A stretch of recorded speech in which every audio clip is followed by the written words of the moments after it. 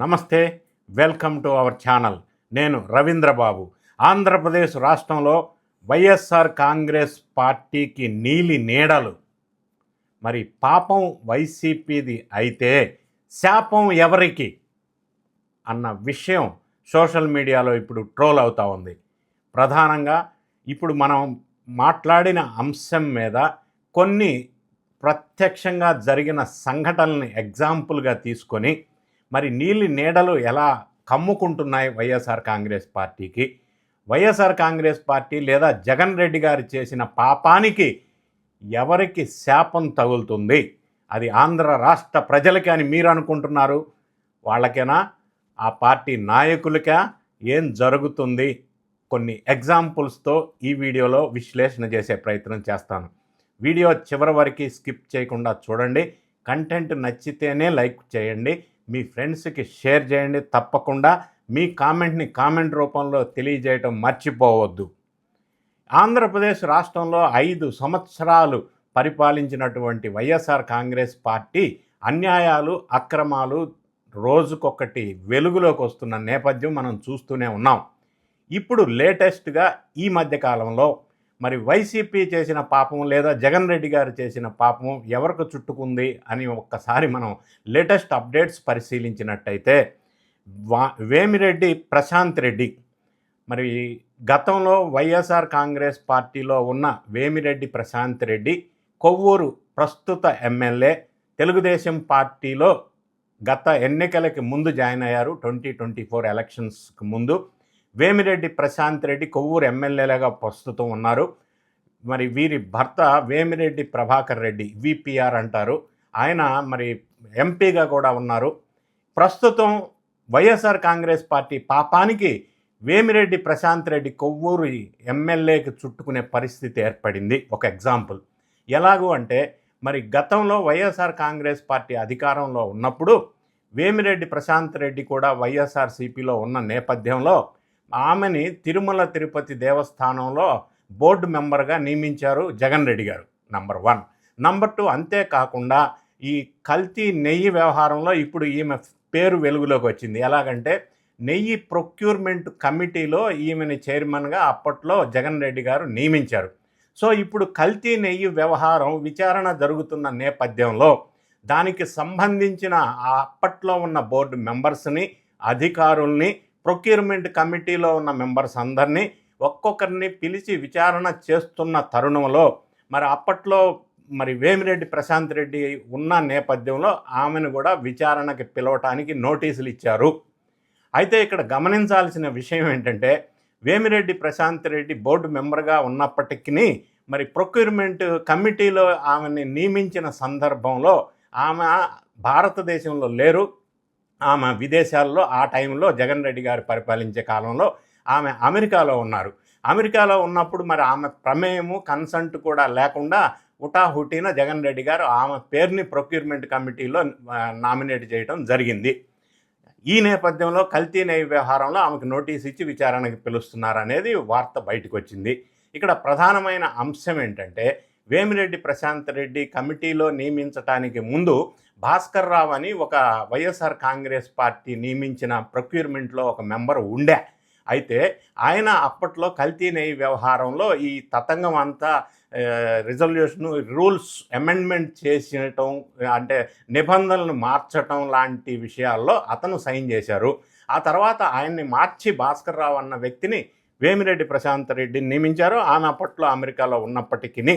కాబట్టి ఈమె తెలియకపోయినా, ఈమె ప్రమేయం లేకపోయినా, ఈ కొవ్వూరు ఎమ్మెల్యే వేమిరెడ్డి ప్రశాంత్ రెడ్డి ఇన్వాల్వ్మెంట్ లేకపోయినప్పటికీ అనూహ్యంగా ఈమెను కూడా విచారణ ఎదుర్కోవాల్సిన పరిస్థితి ఏర్పడింది.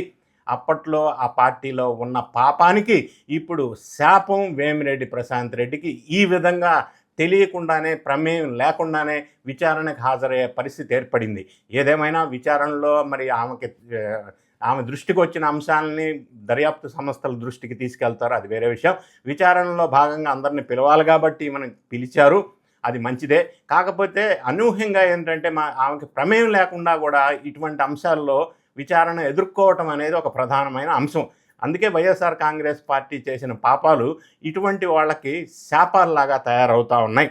ఇంకొక ఎగ్జాంపుల్ మనం చూసినట్టయితే జనార్దన్ రావు, వడ్డేపల్లి జనార్దన్ రావు అని మొలకల చెరువు కల్తీ మద్యం వ్యవహారంలో అప్పట్లో ఆయన ఆర్థిక ఇబ్బందులుంటే జోగి రమేష్ ఆయన్ని ప్రోత్సహించి మరి కల్తీ మద్యం తయారు చేపించి ఆ తయారు చేపించిన మద్యం నేపథ్యంలో ప్రస్తుత ఎన్డీఏ ప్రభుత్వంలో బురద జల్లే ప్రయత్నం చేస్తే అది బెడిసి కొట్టడం, మరి జనార్దన్ రావు వర్సెస్ జోగి రమేష్ వీళ్ళిద్దరి మధ్య ఫైనాన్షియల్ లావాదేవీలు జరిగిన అంశాలు సాక్ష్యాధారాలతో సహా ప్రాథమికంగా వెలుగులోకి వచ్చింది. జనార్దన్ రావు స్టేట్మెంట్ ఇచ్చాడు, జోగి రమేష్ వల్లే ఈ కల్తీ మద్యం తయారు చేయవలసి వచ్చిందని. ఆ కేసు విచారణ ముందుకెళ్తా ఉంది.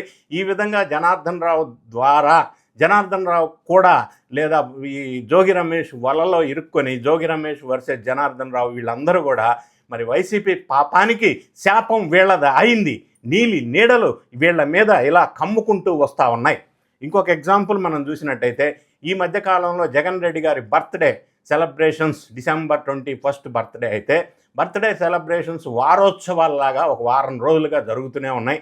రోజుకొక ప్లేస్లో రచ్చ జరుగుతుంది. చాలామందిని అరెస్టు చేస్తున్నారు, కఠినంగా వ్యవహరిస్తున్నారు శాంతి భద్రతల సమస్యను దృష్టిలో పెట్టుకొని ప్రభుత్వం వారు. అయితే ప్రధానంగా మనం ఇక్కడ ప్రస్తావించవలసిన అంశాలు ఏంటంటే బర్త్డే సెలబ్రేషన్స్ ఎవరైనా ఉంటే ప్రజా ఉపయోగకరమైన కార్యక్రమాలు చేయాలా, రక్తదానం లాంటివి చేయాలి, కానీ రక్త తర్పణం లాంటివి చేసి ప్రజల్ని భయభ్రాంతులు కొలిపి రప్ప రప్ప రప్ప అంటూ ఎవరిని కోసేస్తారు. ఈ భయపెట్టే ధోరణి ఈ బర్త్డే సందర్భంగా చాలా దుర్ఘటనలు వెలుగులోకి వచ్చే ఉన్నాయి. సత్యసాయి జిల్లాలో మన అందరికీ బాధ కలిగించే అంశం ఏంటంటే ఒక గర్భిణీ స్త్రీని మరి సౌండ్ వస్తుంది అని చెప్పిన దానికి వైఎస్ఆర్ కాంగ్రెస్ పార్టీ మోకలు ఆమెని తన్ని హింసించిన ఘటన అత్యంత బాధాకరమైన, క్రూరమైన, నీచమైన సంఘటన వెలుగులోకి వచ్చింది. దాంట్లో ఉన్నటువంటి ఆ నిందితుడు అజయ్ను కూడా పోలీసులు అదుపులోకి తీసుకున్నారు. ఇంకొక విషయం ఏంటంటే రప్ప అనే పోస్టర్స్ ఎక్కడ పడితే అక్కడ పెట్టడం ఒక తప్పు అయితే, అసలు ఇంకొక అంశం ఏంటంటే జగన్ రెడ్డి గారి ఫ్లెక్సీలు పెట్టేసి అంటే నడి రోడ్డు మీద బహిరంగ ప్రదేశాల్లో పొట్టేళ్లను కోసేసి ఆ రక్తాన్ని ఫ్లెక్సీల మీద చిందించి రక్త తర్పణం గావించి బహిరంగ ప్రదేశాల్లో బలి నిషేధం అన్న ఆజ్ఞలు అన్న రూలు ఉన్నప్పటికీ దాన్ని యథేచ్ఛగా ఉల్లంఘిస్తూ అంటే ప్రజల్ని భయభ్రాంతులు చేసే విధంగా చేసిన ఘటనలు చాలా ఏరియాస్లో వెలుగులోకి వచ్చా ఉన్నాయి. దాని మీద ఇప్పటివరకు 63 కేసులు నమోదు చేశారు. చాలామందిని అదుపులోకి తీసుకున్నారు. మరీ ముఖ్యంగా కళ్యాణదుర్గం, ఉరవకొండ, సింగనమల, రాప్తాడు, కుప్పం ఇటువంటి ప్రదేశాల్లో భారీ ఎత్తున బహిరంగ ప్రదేశాల్లో నరబలి ఇచ్చి మేకల్ని పొట్టేళ్ళని బలిచ్చి జగన్ రెడ్డి గారి ఫ్లెక్సీ మీద రక్త తర్పణం చేయటం బహిరంగ ప్రదేశాల్లో చాలా తప్పు, నేరం, ఘోరమైన విషయం. అవి వెలుగులోకి వస్తున్న నేపథ్యంలో జంతు బలులు ఇవన్నీ ఒక సిరీస్గా చేయటం అనేది వ్యవస్థీకృత నేరంగా పరిగణించబడుతుంది.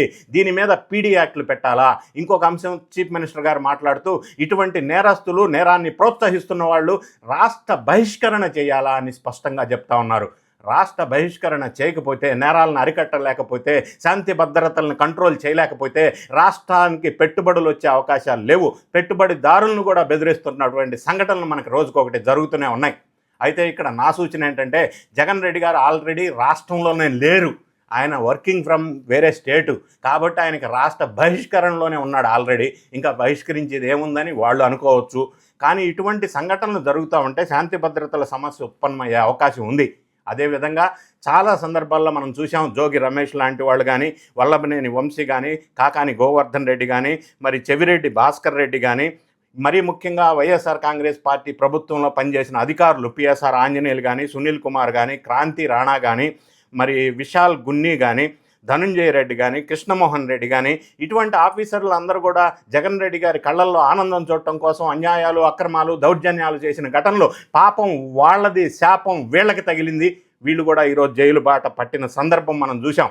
అదేవిధంగా జగన్ రెడ్డి గారు చుట్టం వైవి సుబ్బారెడ్డి కానీ, భూమన కరుణాకర్ రెడ్డి కానీ తిరుమల తిరుపతి దేవస్థానం వేదికగా చేసిన అక్రమాలు, అన్యాయాలు వెలుగులోకి వచ్చినాయి. మరి ఆయన కళ్ళల్లో ఆనందం చూడటం కోసం వీళ్ళు చేసిన పాపాలు లేదా వైఎస్ఆర్ కాంగ్రెస్ పార్టీకి పాపాలన్నీ కూడా వీళ్ళకి శాపాలలాగా మారిన సంఘటనలు, అందులో పిల్లల్ని రామకృష్ణారెడ్డి లాంటి చాలామంది వ్యక్తులు ఈ లిస్టులో ఉన్నారు. సో వీళ్ళందరూ కూడా వైఎస్ఆర్ కాంగ్రెస్ పార్టీ అధికారంలో ఉన్నప్పుడు నోటికి అదుపు లేకుండా అన్యాయాలు అక్రమాలు చేసి ఈరోజు జైలు బాట పడుతూ మరి దాని ఫలితం ఈరోజు అనుభవిస్తూ ఉన్న సంఘటనలు మనం చూసినట్టయితే వైసీపీకి నీలి నీడలు లేదా వైఎస్ఆర్ కాంగ్రెస్ పార్టీ పాపానికి వీళ్ళు శాపం తగిలింది అన్న విధంగా సంఘటనలు జరుగుతూ ఉన్నాయి. వీటన్నిటినీ వీళ్ళు రియలైజేషన్ అయిపోయి మరి తెలంగాణలో కేసీఆర్ ఎలాగైతే అసెంబ్లీకి ఈ రోజు నుంచి వెళ్తున్నారో అట్లానే నెక్స్ట్ జగన్ రెడ్డి గారు కూడా ఆంధ్రప్రదేశ్ అసెంబ్లీకి వెళ్ళి వైఎస్ఆర్ కాంగ్రెస్ పార్టీ క్రియాశీలక పాత్ర పోషించాలి తప్ప ఇటువంటి రప్ప లాంటి సంఘటనలు మానుకోవాలని చెప్పి నా సూచన. ఈ వీడియో నచ్చితే లైక్ చేయండి, మీ ఫ్రెండ్స్కి షేర్ చేయండి. Thank you so much for watching.